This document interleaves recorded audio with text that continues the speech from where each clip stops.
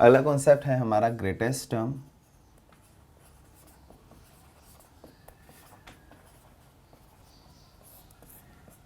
If we want to calculate greatest term of a plus b whole power n, then start with considering that tr plus 1 is numerically greatest term.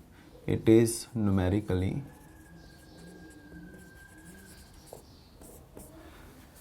tr plus 1 is numerically greatest term. tr plus 1 is numerically greatest term.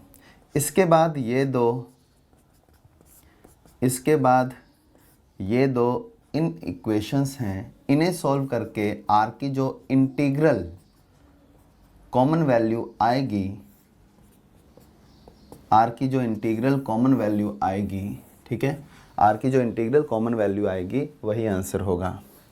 For example question है कि find numerically greatest term of 1 plus x power 8 where x equals to 1/3. We have to solve this. तो देखो solve करना है।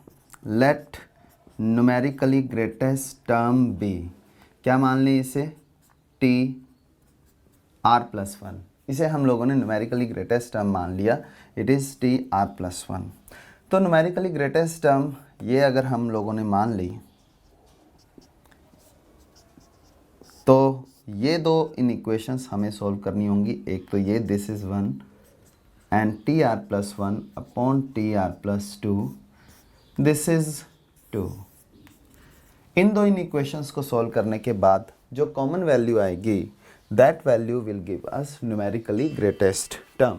जो common value आएगी that value will give us numerically greatest term. अब देखो इससे पहले सॉल्व करते हैं। टी आर प्लस 1 ये आ जाएगा 8 c r, ठीक है, and x power r upon it is 4x, it is 4x power 8, ठीक है, 4x power 8 upon 8c r minus 1 4x power r minus 1 is greater than equals to 1, is greater than equals to 1. This is the situation.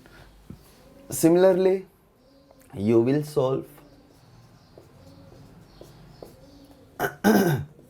upon 8c r plus 1 4x power r plus 1 greater than equals to 1. Mod मैंने इसलिए नहीं लगाया because everything is positive, x भी positive है, 1 4 सब कुछ positive है, इसलिए मॉड लगाने की ज़रूरत तो मुझे लगी नहीं।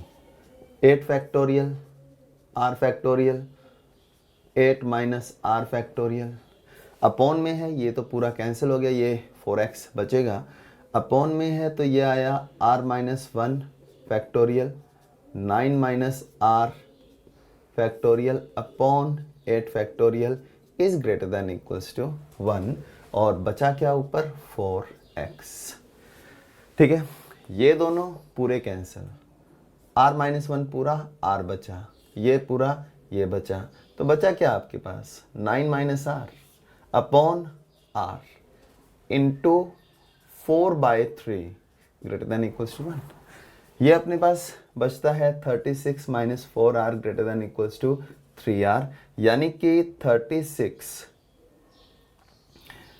Upon 7 r is less than equals to this, यानी कि r is less than equals to 5 point, ठीक है, तो 5 रिमाइंडर क्या आएगा 5.1 something.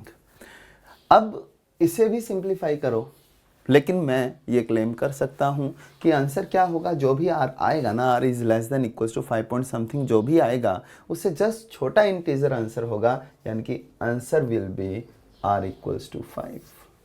Answer will be r equals to 5।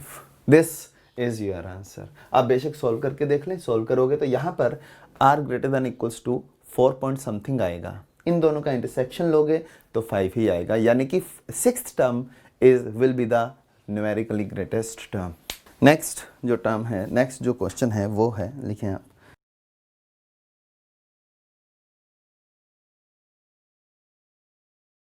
ठीक है, if fourth term is numerically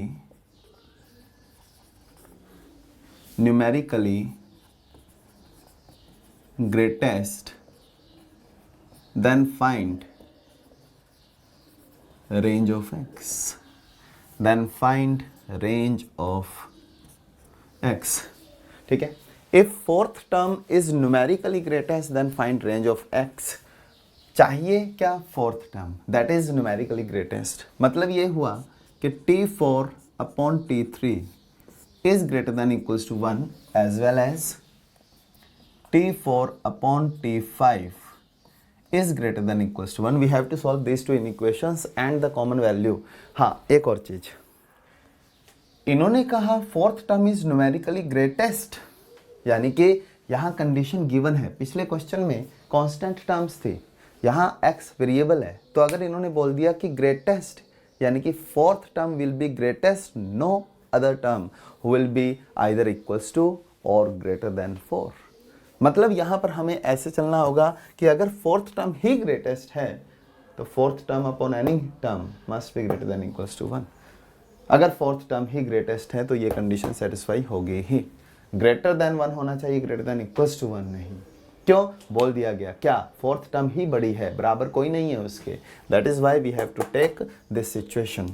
अब देखो ये हमारे पास आया 10c3 2 power 7 3x upon 8 power 3 upon 10c2 2 power 8, okay, and 3x upon 8 power 2 is greater than 1। क्या क्या कैंसिल हो रहा है, ये पूरा गया, 2 बचा, ये पूरा गया, ये बचा, 10 factorial 3 factorial 7 factorial into 2 factorial 8 factorial 10 factorial, ठीक है, 3x upon 16 greater than 1, 3x upon 16 greater than 1। अब देखो ये पूरा कैंसिल, ये पूरा 8 बचा, ये पूरा 3 बचा, तो क्या, ये 3 से 3 कैंसिल, ऊपर सिर्फ 8x, ठीक है, एंड मॉड, मॉड कौन लगाएगा भाई, मॉड लगाना भूल गए तुम लोग, हाँ, ऊपर 8 मॉड ऑफ x, नीचे अच्छा एक और काम करो 2, ऊपर जो बचता है न्यूमिनेटर में सिर्फ मॉड ऑफ x बचा और डिनोमिनेटर में सिर्फ 2 बचा, ग्रेटर देन 1, इसका ये मतलब हुआ कि mod of x greater than 2, this is the situation. इसके बाद T4 की अगर हम बात करें तो ये आया 10c3 अपॉन 10c4, ठीक है,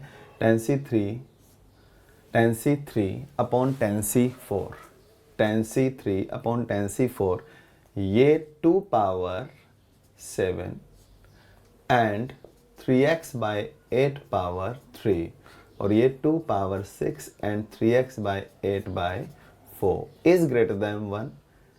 ये पूरा गया, 2 बचा, ये पूरा गया, ये बचा, 10 factorial upon 3 factorial 7 factorial 4 factorial 6 factorial upon 10 factorial 2 into 3x by 8 greater than 1, ये दोनों cancel, 6 factorial only 7, 3 factorial only 4, ठीक है, 4 इंटू 2 8, तो ये अपने पास क्या बचता है, what is remaining,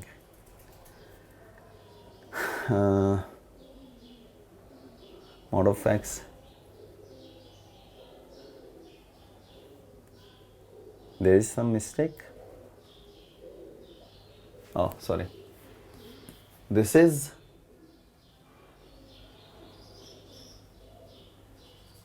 8/3x, this is 8/3x to 4, ठीक है।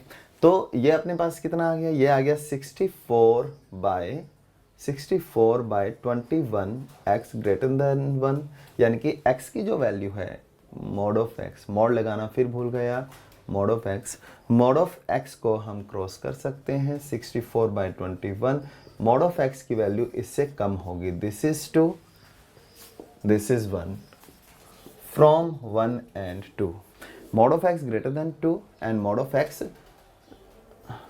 again there is some mistake, mod of x less than 64/21 and mod of x greater than 2। तो देखो 2 से बड़ा इससे छोटा, इसका ये मतलब हुआ कि mod of x must be lies between 64/21 and greater than 2, this is our answer। और अगर आप इसे मॉड हटाना चाहते हैं तो ये बात आप लोगों को पता है कि मॉड ऑफ x 2 से अगर यहाँ तक है तो x की 2 वैल्यूज़ हैं, या तो x की वैल्यू 2 to 64/21 होगी, या -64/21 से लेकर x की वैल्यू -2 तक होगी, इन दोनों में से कोई एक सिचुएशन होगी।